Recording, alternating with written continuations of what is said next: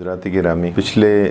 چند دنوں سے سوشل میڈیا پہ ایک خبر گردش کر رہی ہے کہ مراکش کے بادشاہ نے اپنے ملک میں یہ حکم جاری کیا ہے کہ جانوروں کی قربانی جو ہے اس سال نہ کی جائے، اس لیے کہ قحط سالی ہے، جانوروں کی قلت ہے اور مہنگائی کی شرح بڑھ گئی ہے، اور انہوں نے یہ کہا ہے کہ میں عوام کی طرف سے 2 بھیڑیں جو ہیں وہ قربان کروں گا۔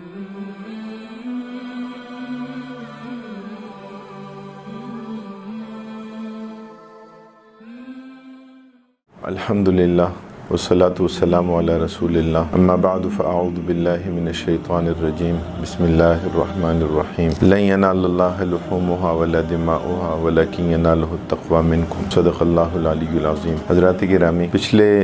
چند دنوں سے سوشل میڈیا پہ ایک خبر گردش کر رہی ہے کہ مراکش کے بادشاہ نے اپنے ملک میں یہ حکم جاری کیا ہے کہ جانوروں کی قربانی جو ہے اس سال نہ کی جائے، اس لیے کہ قحط سالی ہے، جانوروں کی قلت ہے اور مہنگائی کی شرح بڑھ گئی ہے، اور انہوں نے یہ کہا ہے کہ میں عوام کی طرف سے 2 بھیڑیں جو ہیں وہ قربان کروں گا۔ اور اس کے بعد بعض اخبارات کی رپورٹنگ میں یہ چیز بھی سامنے آئی ہے کہ سرکاری اہلکار جو ہے وہ مویشی منڈیوں پر چھاپے مار رہے ہیں اور وہاں سے لوگوں کے جانور اور بھیڑیں جو ہیں وہ لوگوں سے ضبط کر رہے ہیں۔ تو بہرحال اس حوالے سے جب یہ خبر سامنے آئی، بعض لوگوں نے پوچھا بھی، تو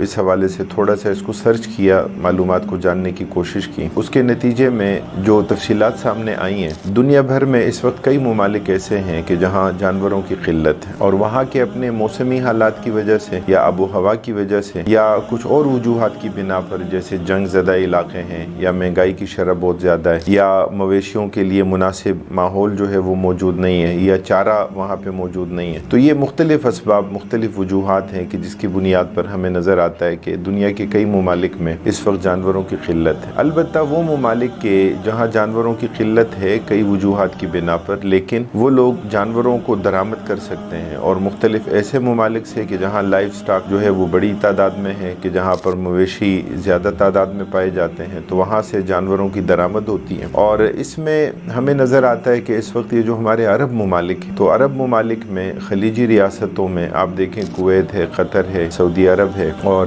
امارات ہے، وہاں کا جو اپنا ایک گرم موسم ہے اور صحرائی ایک نظام ہے، تو اس کے نتیجے میں وہاں پر ہمیں نظر آتا ہے کہ نسبتاً جو ہے وہ جانور بہت کم پائے جاتے ہیں۔ یورپ میں بھی ہمیں نظر آتا ہے کہ یورپ کے کئی ممالک میں کہ وہاں بھی جانوروں کی تعداد بہت کم ہوتی ہے، جیسے اس میں جرمنی، فرانس اور UK یہ سر فہرست ہیں۔ اسی طرح چین میں بھی اور تھائی لینڈ میں بھی جانوروں کی تعداد جو ہے وہ کم ہوتی ہے، لیکن یہ لوگ جانور جو ہیں وہ درآمد کرتے ہیں اور مختلف دیگر ممالک سے جانور جو ہے وہ منگواتے ہیں۔ جہاں تک بات ہے مراکش کی، تو مراکش بھی موسمی حالات کی بنا پر، مہنگائی کی شرح بڑھنے کی بنیاد پر اور جانوروں کی خوراک اور ان کی فیڈ کی قیمتیں بڑھنے کی بنیاد پر، تو وہاں پر یہ ایک فرق جو ہے وہ سامنے آیا ہے کہ جانوروں کی قیمتیں بہت زیادہ بڑھ گئیں، اور اس کے نتیجے میں عام لوگ جو ہیں ان کے لیے ان کی پہنچ سے وہ دور ہو گیا۔ جس طرح آج کل ہمارے ہاں بھی ان دنوں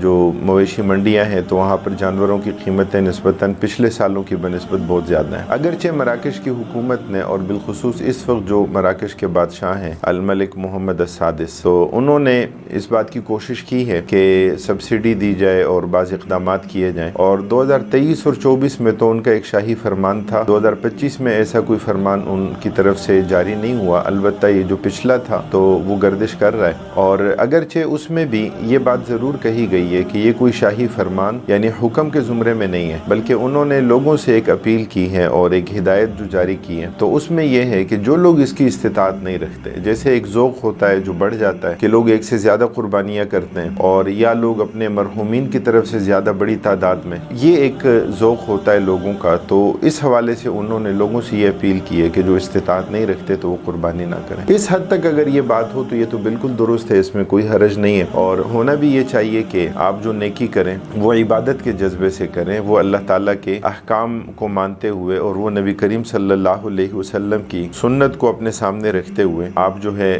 قربانی کا یہ فریضہ سر انجام دیں، اور اس میں اصل جو سنت حضرت ابراہیم علیہ السلام کی، حضرت اسماعیل علیہ السلام کی اور نبی اکرم صلی اللہ علیہ وسلم کی ہے، تو وہ ہمارے پیش نظر رہنی چاہیے۔ باقی ریاست اس حوالے سے کوئی جبر نہیں کر سکتی، اگرچہ یہ عبادت ایک متواتر سنت اور سنت مؤکدہ ہے، لیکن اس کا تعلق فرد کے ساتھ ہے اور فرد کے صاحب نصاب ہونے کے ساتھ ہے۔ تو ریاست اس حوالے سے لوگوں کی رہنمائی کا فریضہ تو سر انجام دے سکتی ہے کہ لوگوں کو اس بات کی طرف متوجہ کیا جائے کہ اگر ان کی زیادہ استطاعت نہیں ہے، ویسے بھی جو صاحب نصاب نہیں ہے تو اس پر تو قربانی لازم نہیں ہے، قربانی لازم تو اسی پر ہے کہ جو صاحب نصاب ہو۔ اور یہ جو ایک سرکل چلتا ہے قربانی کا، یعنی اس کے نتیجے میں بھی بہت زیادہ کاروبار اور بہت زیادہ بزنس وجود میں آتے ہیں، اور اس کے نتیجے میں بھی بہت سے لوگوں کی مصلحت کا اور خیر کا ایک پہلو جو ہے وہ اس سے نکلتا ہے، اور اسی کے نتیجے میں جانوروں کی بڑھوتری کا، چونکہ ایک طلب اور رسد کا نظام ہوتا ہے، تو بڑی تعداد میں انہی جانوروں کی افزائش نسل کا ایک نظام ہوتا ہے، اور لوگ جو ہیں وہ